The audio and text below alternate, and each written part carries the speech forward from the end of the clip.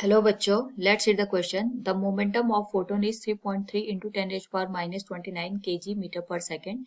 Its frequency will be, here we have given 4 options. Now to answer this question, first we will discuss here the key concept, and here the key concept will be given as the relation between momentum and wavelength, which is given as lambda equals h upon p.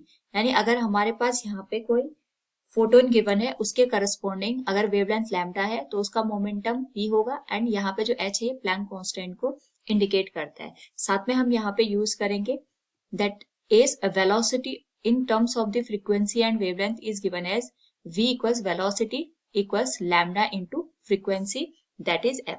Question के according हमारे पास यहाँ पे momentum given है, यानी जो p की value है that is 3.3 into 10 raise power minus 29 kg metre पर सेकेंड हमें दे रखा है, और हमें यहाँ पे फ्रीक्वेंसी फाइंड आउट करनी है. तो सबसे पहले हम ये देखेंगे कि यहाँ पे हमारे पास जो वेवलेंथ है वो कितनी है. साथ में जो फोटोन की स्पीड होती है ये हम लेते हैं 3 इंटू 10⁸ मीटर पर सेकेंड के बराबर.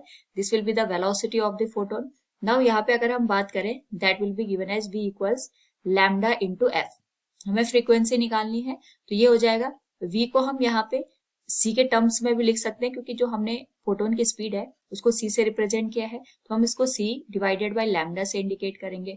एंड वी नो दैट हमारे पास जो लैम्डा की वैल्यू होती है that is given as h by P. तो ये आ जाएगा h बाई पी. p को हम यहाँ पे मल्टीप्लाई कर देंगे c के साथ, तो जो फ्रीक्वेंसी की वैल्यू आएगी that will be given as 3 into 10⁸.